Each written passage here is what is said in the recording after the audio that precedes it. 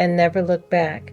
So let me ask you, is there a favorite part of your practice that you just, I know that all of it you love, but is there something in particular about your practice and how you serve and support people and individuals? Is there something that you prefer?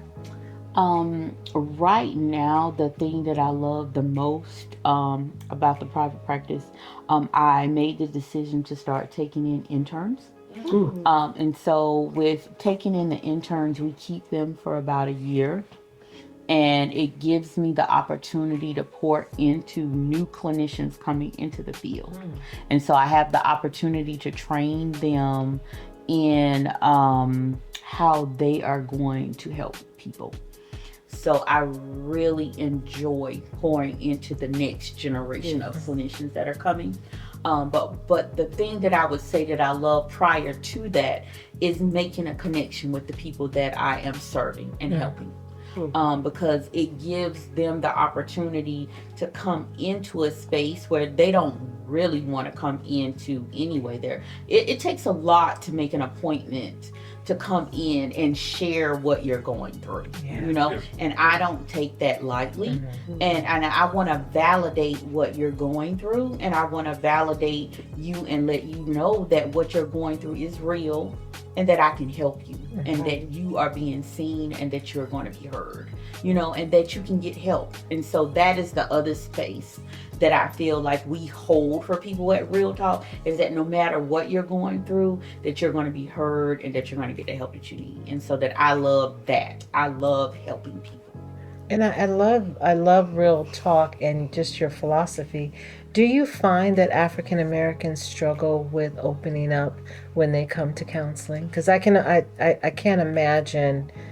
I mean, well, let me ask the question. I don't want to answer the question for you, but I've gone to counseling, and it takes me a minute to warm up to just really sit down and want to tell you my life story. So do you find that particularly with African Americans, or is it generalization? I think that it is a lot easier for African Americans to open up to other African Americans. I think that when they see a person of color on the other side of them, that they can open up.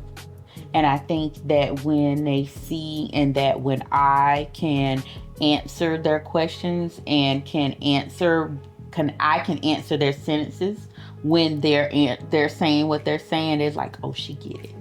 She understands what I'm talking about. She knew what it was like for me to grow up. She understands the trauma or when they're talking and I can say, so when that happened to you, this is what you were going through. And they can say, yes. It gives them the opportunity to really release what it is that they have had as an experience. I think that men of color have a really hard time opening up. And so when they have the opportunity and the freedom and the space to see another person of color understand their experience, it gives them that freedom to be able to go through that experience. I do also recognize that a lot of people have been to counseling and they went to people who did not look like them and they did not get what they needed. And so then they discredit counseling. So I feel like we have an uphill battle because we're having to correct or change the narrative of the experience that they've had in the past as well. Yeah. So, question. So, you said you have a concierge arm of your business. Yeah. So, when you think about, and I'm considering that there's probably executives that you work with the concierge.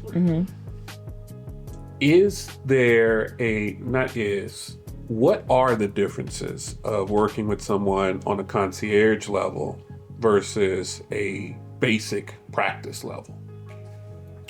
The biggest difference on when you're thinking about a concierge level is discretion. Okay. They have an expectation to be handled with white glove. You know, they have an expectation that you understand their lifestyle, and they have an expectation that you're going to cater to them. And so that's what I do. It's like I said, did you get that? Yeah. You can book me all week. I got the time. Yeah, you know, if you want to see me on Saturday, you can. If you want to see me on Sunday, you can. What time works for you is the time that works for me.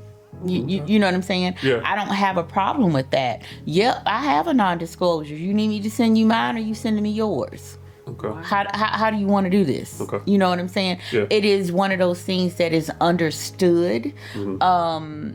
And you just need to know how to navigate their lifestyle.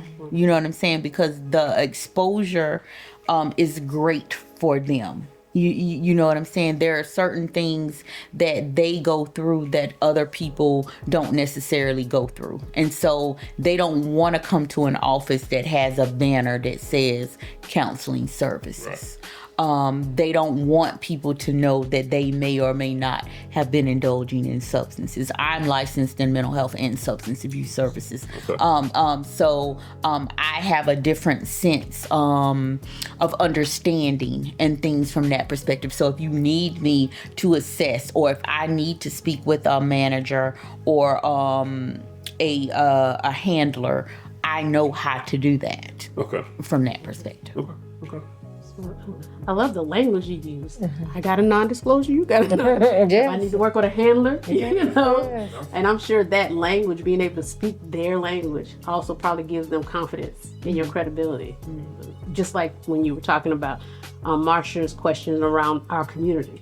You know, someone seeing someone of color, they can understand that you would definitely understand what they're talking about when you finish their sentences, and you can really relate, you know, to. So I find it amazing, your ability to be in these different spaces, and still I can feel there's an authenticity of how you treat all of your patients.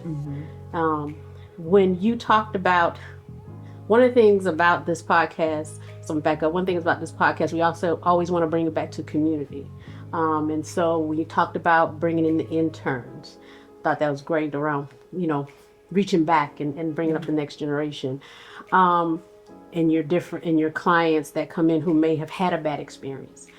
When you think about the different life adjustments we've had to make over the last 10 years as a society, when you think about COVID, you think about political change, just all of the major things that we've had to deal with. When you think about African American community or people of color community and the sessions and the things that you talk about, what are some of the themes that kind of thread through a lot of your sessions with our community, whether it's professional, you know, someone at a concierge level? What do you see that you kind of say, I'm feeling that's a community theme? I would say that during COVID, we saw rapid growth. We saw a lot of working professionals come in to our office. They were not okay. They were trying to navigate what did the new workspace look like, how to manage their kids, recognizing that they were not happy with what work looked like for them and what work-life balance. It was out of sorts, right? And it was out of sorts. It was finally in their face that their work-life balance was not what it needed to be, because now it was in their home. You know what I'm saying?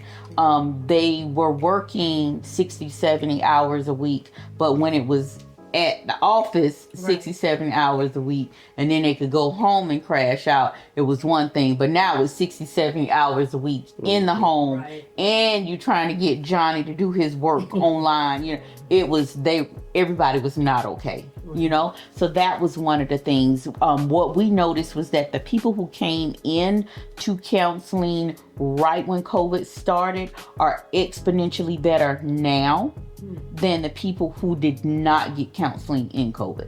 The people who came into counseling after COVID are not okay now. Are not okay. Wow. Because they're just exhausted because they toughed it out and were not okay, and now they're extra not okay. Right. So you know, Everything else that's going on. yeah, with everything else that's going on, they're just not Right. okay. Yeah. So that is one of the things that we have noticed. The other thing that we have noticed is that people who got into relationships during COVID, and they developed these relationships and they got married during COVID, those are not authentic relationships. Those are bubbled relationships. And so when the bubble burst and you had to navigate outside of that bubble, those are crashing. Most of the people who got married during COVID are now in divorce. And so now they're having to navigate what that divorce looked like, and they're having to navigate how to co-parent, because a lot of people had babies during COVID. And they're trying to process, how did I not see that this person wasn't who that person was? You know, and how did I get into this relationship and didn't know that this person was who I thought that person was? But it was because you were in an artificial environment that whole time. And so, yes, the person presented themselves one way, but then once the artificial environment was gone, now you got to see a real person. Wow. Yeah. Very insightful. Yeah. And so that was what we saw during the COVID situation. And then the situation that we're dealing with now with the political climate, I believe that we're going to have a lot of civil unrest. And we had a lot of civil unrest during COVID as well. And I think it's coming back. And I think it's going to come back with a vengeance. Wow.